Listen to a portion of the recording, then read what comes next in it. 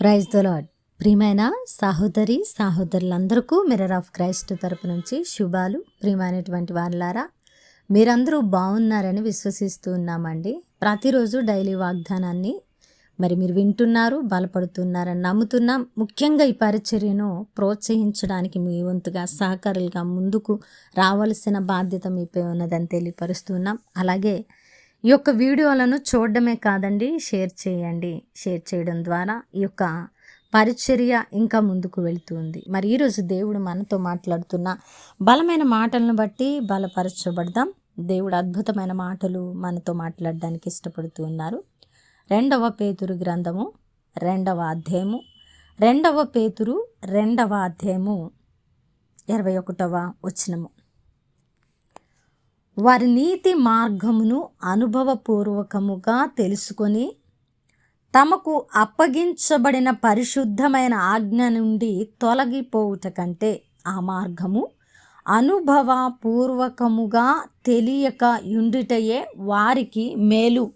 నిజంగా మన జీవితాలలో కొన్ని మేలులు కావాలని దేవుని సన్నిధిలో ప్రార్థిస్తున్నాం కదా. అయ్యా, నా జీవితంలో ఈ మేలు చేయి, నా కుటుంబంలో ఈ మేలు చేయి, నా యొక్క బిడ్డల జీవితంలో ఈ మేలు చేయి అని అనేక మేలుల నిమిత్తమే ప్రార్థిస్తున్నాం. అయితే శుభ వాగ్దానం అండి, దేవుడు మన జీవితాలలో మేలులు చేసే దేవుడు. అయితే ఇక్కడ దేవుడు చేసేటువంటి మేలు, దేవుడు మనకి ఇది మేలు అని మాట్లాడేటువంటి మేలు ఏంటో ఈరోజు మనం తెలుసుకోవాలి. ఈరోజు ఆ మాటలను బట్టి మన భక్తి జీవితం ఎలా ఉందో తెలుసుకొని సరి చేసుకోవాలని దేవుడు మాట్లాడుతున్నారు. అయితే ఇక్కడ 21వ వచనంలో నీతి మార్గము అనుభవపూర్వకంగా తెలుసుకొని అంటే క్రీస్తును ఎరగక ముందు నీతి మార్గం ఏంటో నిజంగా మన బ్రతుకులకు తెలియదండి. 100% యథార్థమైన మాట. క్రీస్తును అంగీకరించకముందు, క్రీస్తులో నూతన సృష్టి చేయబడకముందు మన జీవితాలలో నీతి మార్గం అంటే ఏంటో మనకు తెలీదు. మనకు తెలుసు, నీతి మార్గం తెలుసు, కానీ లోకపరమైన నీతి మార్గానికి క్రీస్తులో ఉన్న నీతి మార్గానికి చాలా వ్యత్యాసము ఉంది. లోకపరమైన నీతి మార్గం ఏంటంటే కొద్దిగా మంచి చేస్తే, కొద్దిగా ఏవైనా మేలు పనులు చేస్తే అది నీతి అని తలుస్తూ ఉంటాం కదా.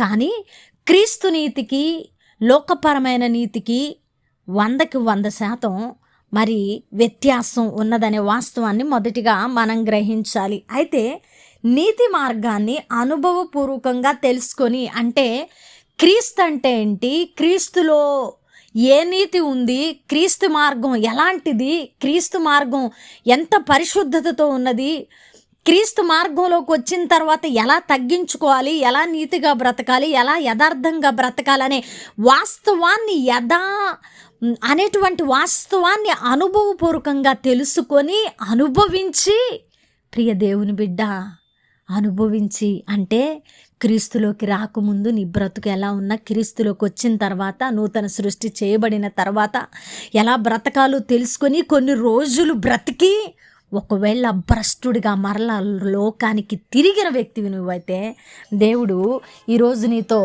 బలముగా మాట్లాడుతూ ఉన్న అద్భుతమైనటువంటి మాట ఇది. తమకు అప్పగించబడిన పరిశుద్ధమైన ఆజ్ఞ నుండి తొలగిపోవుట కంటే ఆ మార్గము అనుభవపూర్వకముగా తెలియక యుండుటయే వారికి మేలు. ఇదండి మేలు.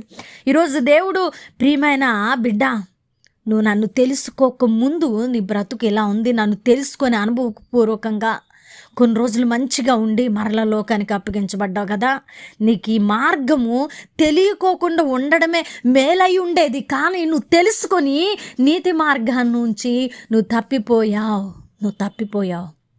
నీకు ఎలాంటి పరిస్థితి వస్తుందో కూడా నేను చెప్పలేనని ఈరోజు దేవుడు గద్దిస్తూ మాట్లాడుతూ ఉన్నారండి. తమకు అప్పగించబడిన పరిశుద్ధమైన ఆజ్ఞ నుండి తొలగిపోవుట కంటే, ఈరోజు క్రీస్తులో ఉండి లోకానికి తొలగిపోవుట కంటే నువ్వు క్రీస్తును తెలుసుకోకపోవడమే మేలు అయి ఉండేది. దేవునికి మహిమ కలుగునుగాక. నీ ప్రాణాత్మ శరీరాలతో నీ పాపాలను ఒప్పుకొని మరలా క్రీస్తులో నిలబడతావా? నీ బ్రతుకు బాగుపడుతుంది. దేవుడు నిన్ను ప్రతి పాపం నుంచి విడిపించి మరలా ఆయన నీతి మార్గంలో నడిపిస్తారు. ఒకవేళ దీనిని కూడా ఖాతరు చేయలేదా? అయితే నువ్వు అనుభవపూర్వకంగా ఈ యొక్క మార్గము గురించి, ఈ నీతి మార్గము గురించి తెలుసుకోకుండా ఉంటే నీ బ్రతుకుకి మేలు జరిగి ఉండేదని ఈరోజు దేవుడు అద్భుతమైన మాటను మాట్లాడుతున్నారు. ఎలా ఉంది నీ బ్రతుకు? నీ జీవితాన్ని సరి చేసుకోవాలని దేవుడు మాట్లాడుతున్నారు. వినవాక్యం ఫలింపు కొరకు ప్రార్థన. పరిశుద్ధుడా, ప్రేమ కలిగిన తండ్రి, అద్భుతమైన మాట ద్వారా మీరు మాట్లాడి ప్రతి హృదయాన్ని గద్దించారు. అవునయ్యా, నీతి మార్గంలో నుండి తొలగిపోయిన మా బ్రతుకుల కంటే నీతి మార్గం తెలుసుకోకుండా ఉండే బ్రతుకులు మేలు. ప్రభా, తొలగిపోయిన వారు, తప్పిపోయిన వారు మరల నీ యొద్దకు రావడానికి ఇష్టపడితే వారిని ఆదరించే దేవుడిగా మీరున్నారని నమ్ముతున్నా. వారి హృదయాలను సరిచేయండి. ఈ మాటలు విన్న ప్రతి బిడ్డను దీవించి ఆశీర్వదించమని ప్రార్థన నజరేయుడైన యేసుక్రీస్తు నామమున సమర్పించి అడిగి వేడుకుంటున్నాం తండ్రి, ఆమేన్. ప్రియమైన దేవుని బిడ్డ, వినవాక్యాన్ని షేర్ చేయి, అలాగే పరిచర్యకు సహకరించు, అండ్ అలాగే కొత్త ఛానల్లో సబ్స్క్రైబ్ చేయండి. దేవుని చిత్తమైతే మరలా కలుసుకుందాం. దేవుడు మేము దీవించునుగాక. ఆమేన్.